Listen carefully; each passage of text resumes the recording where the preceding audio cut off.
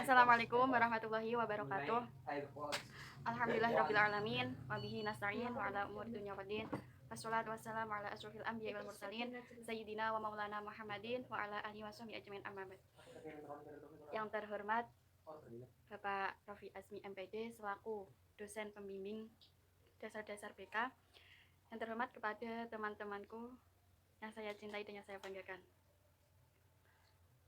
Saya dari kelompok 6 akan mempresentasikan dasar-dasar BK mengenali BK perkembangan. Disusun oleh yang pertama Latifatul Lusmah, yang kedua Maftuhatul Khairiyah, yang ketiga Indah Kusumawardani, yang keempat Anisatul Husniyah.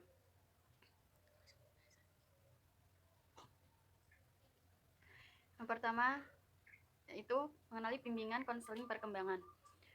Bimbingan dan konseling perkembangan adalah layanan bimbingan dan konseling yang dirancang dengan memfokuskan pada kebutuhan, kekuatan, atau kelemahan, minat dan isu-isu yang berkaitan dengan tahapan perkembangan siswa yang merupakan bagian penting dan integral dari keseluruhan program pendidikan.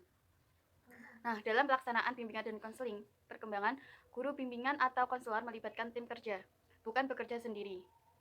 Bimbingan dan konseling perkembangan dirancang dengan sistem terbuka. Dengan demikian, penyempurnaan dan modifikasi dapat dilakukan setiap saat sepanjang diperlukan. Bimbingan dan konseling perkembangan mengintegrasikan berbagai pendekatan dan orientasinya multibudaya, sehingga tidak mencabut pelayan dari akar budayanya. Kemudian program bimbingan dan konseling perkembangan. Bimbingan dan konseling perkembangan adalah program bimbingan dan konseling yang mengandung prinsip-prinsip sebagai berikut. Yang pertama, bimbingan dan konseling diperlukan oleh seluruh siswa. Nah, layanan bimbingan ini dan konseling diperlukan oleh seluruh siswa, termasuk di dalamnya siswa yang mengalami kesulitan. Terus yang kedua, bimbingan dan konseling perkembangan memiliki fokus pada kegiatan belajar siswa. Sekolah saat ini memerlukan tenaga spesialis untuk membantu siswa membaca, memainkan instrumen musik, dan membantu pertumbuhan fisik. Kemudian yang ketiga, guru pembimbing atau konselor juga sebagai perancang dan pengembang kurikulum dalam pengembangan aspek kognitif, afektif, dan psikomotorik. Nah, kurikulum yang dikembangkan oleh konselor menitik beratkan pada pembelajaran manusia dan pemanusiaan peserta didik. Selanjutnya yang keempat, guru pembimbing atau konselor dan guru adalah fungsionaris bersama dalam program bimbingan dan konseling. Program bimbingan dan konseling perkembangan. Pendidikan di sekolah lebih berorientasi pada siswa daripada pelajaran. Terus yang kelima yaitu kurikulum yang diorganisasikan dan direncanakan merupakan bagian penting dalam bimbingan dan konseling perkembangan. Seluruh program bimbingan dan konseling perkembangan hendaknya berisi perencanaan dan pengorganisasian kurikulum yang matang. Yang keenam, program bimbingan dan konseling perkembangan peduli pada penerimaan diri, pemahaman diri, dan peningkatan diri. Kegiatan dalam bimbingan dan konseling perkembangan dirancang untuk membantu siswa mengetahui lebih banyak tentang dirinya, menerima dirinya, serta memahami kekuatan dan kelemahan pada dirinya. Kemudian yang ketujuh yaitu bimbingan dan konseling perkembangan memfokuskan pada proses mendorong perkembangan siswa. Metode ini diarahkan untuk menempatkan nilai pada diri siswa sebagaimana dirinya sendiri, percaya pada dirinya, kemudian percaya akan kemampuan diri siswa, membangun penghargaan akan dirinya.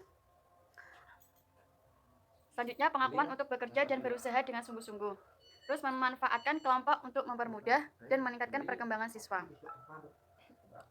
Yang kedelapan, bimbingan dan konseling perkembangan lebih peduli pada pengembangan yang terarah daripada akhir perkembangan yang definitif.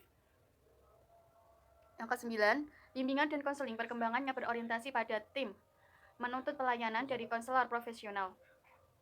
10. Bimbingan dan konseling perkembangan peduli dalam identifikasi awalakan kebutuhan khusus siswa. Guru pembimbing atau konselor bekerja sama dengan guru untuk menemukan kebutuhan siswa. 11. Bimbingan dan konseling perkembangan peduli pada penerapan psikologi. Guru pembimbing atau konselor perkembangan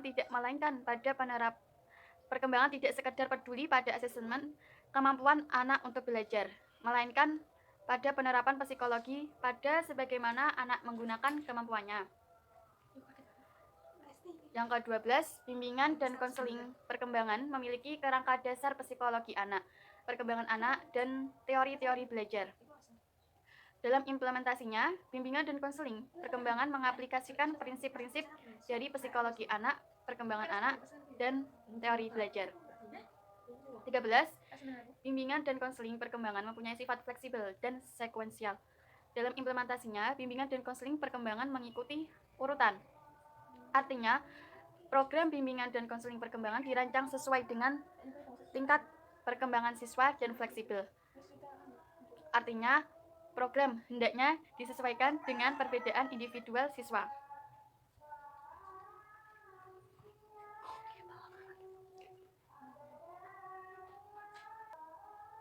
Saya Indah Kusumawardhani akan melanjutkan dari penjelasan teman saya tadi.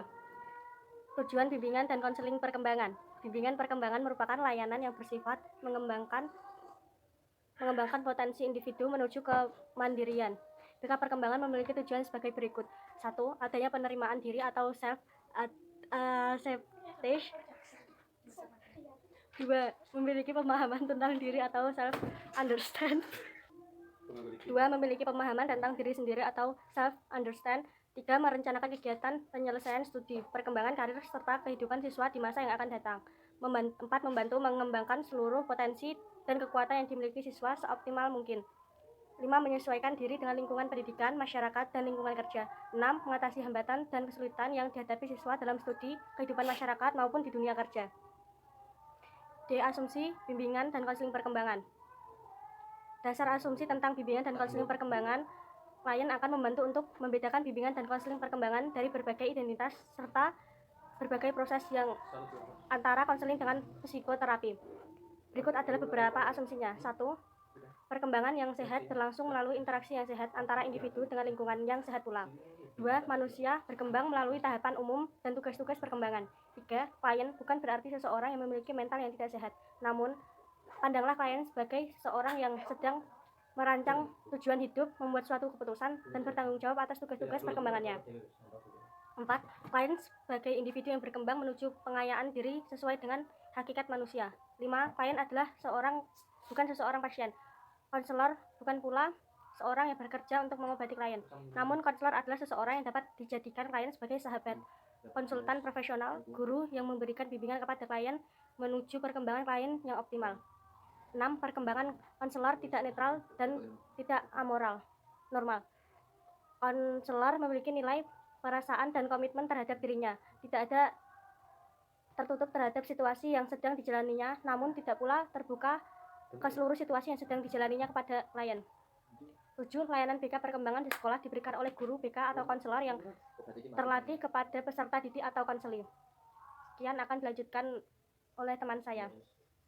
Assalamualaikum warahmatullahi wabarakatuh. Saya Nisatul Husnia. Di sini saya akan melanjutkan materi dari Mbak Indah, yaitu fungsi bimbingan dan konseling perkembangan.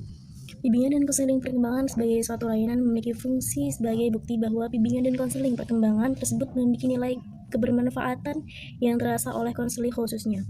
Fungsi dari bimbingan dan konseling perkembangan adalah sebagai berikut. 1. Yaitu fungsi pemahaman. Fungsi pemahaman yaitu membantu konseli agar memiliki pemahaman terhadap dirinya dan lingkungannya. Konseli diharapkan mampu mengembangkan potensi dirinya secara optimal dan menyesuaikan dirinya dengan lingkungan secara dinamis dan konstruktif. Yang kedua yaitu fungsi fasilitas.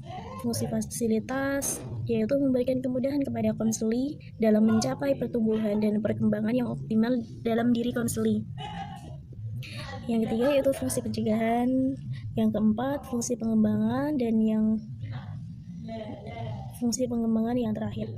Dan setelah itu lanjut ke materi pelayanan dalam BK perkembangan.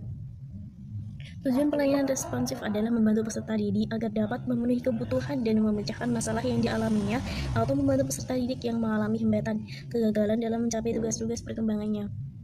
Tujuan pelayanan ini dikemukakan sebagai upaya untuk mengintervensi masalah-masalah atau kepedulian pribadi peserta didik yang muncul segera dan dirasakan saat itu, berkenaan dengan masalah sosial pribadi, karir, atau masalah pengembangan pendidikan.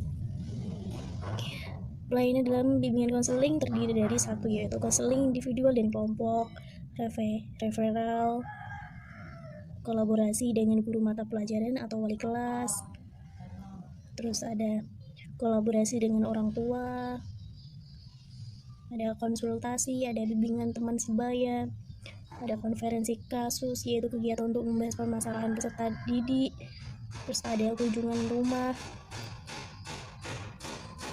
Nah, itu saja yang bisa saya jelaskan. Cukup sekian dari saya. Wassalamualaikum warahmatullahi wabarakatuh. Assalamualaikum warahmatullahi wabarakatuh. Perkenalkan, nama saya Latifatul Ismah. Di sini saya akan melanjutkan materi dari Mbak Anissa. Selanjutnya ialah program bimbingan dan konseling perkembangan. Beberapa elemen dan komponen yang harus disinergikan untuk mencapai tujuan yang ditetapkan secara efektif dan efisien. Yang pertama ialah perencanaan. Perencanaan sendiri meliputi mengidentifikasi visi dan misi serta tujuan sekolah, sarana dan prasarana pendukung program bimbingan, dan kebijakan pimpinan sekolah. Yang kedua adalah perancangan. Perancangan bimbingan konseling dengan menetapkan elemen dan komponen program bimbingan konseling perkembangan yang komprehensif terdiri dari A. Rasional, B. Alasan-alasan pentingnya individu mencapai penguasaan kompetensi sebagaimana dihasilkan program bimbingan konseling. C. Kesimpulan hasil analisis kehidupan individu dan lingkungan serta dukungan teori terkini dan kecenderungan profesi terhadap program dan rancangannya. D. Dan hal-hal yang dianggap relevan. Yang ketiga ialah rancangan operasional atau action plan. Menjamin pelaksanaan program bimbingan dan konseling dapat dilakukan secara efektif dan efisien. Rancangan operasional tersebut akan terwujud dengan melakukan aktivitas sebagai berikut. Yang pertama ialah menetapkan aktivitas layanan bimbingan konseling yang didasarkan pada tujuan yang diharapkan dicapai individu. B. Menetapkan strategi pelayanan untuk membantu individu mencapai tujuan bimbingan yang diharapkan. C. Menetapkan alokasi waktu, biaya, dan sarana prasarana yang diperlukan dalam menunjang pelaksanaan layanan bimbingan konseling. D. Menetapkan pelaksanaan layanan bimbingan konseling dalam upaya membantu siswa menguasai kompetensi yang diharapkan dicapai. E. Menetapkan prosedur dan kriteria evaluasi keberhasilan pelayanan bimbingan dan konseling. F. Menyusun rancangan kegiatan bimbingan konseling dalam bentuk matriks atau lainnya. G. Menuliskan rancangan program bimbingan dan konseling yang telah ditetapkan dan kemudian mengirimkan rancangan program bimbingan konseling. Saya kira cukup untuk materi mengenai bab ini. Kurang lebihnya saya mohon maaf. Wassalamualaikum warahmatullahi wabarakatuh.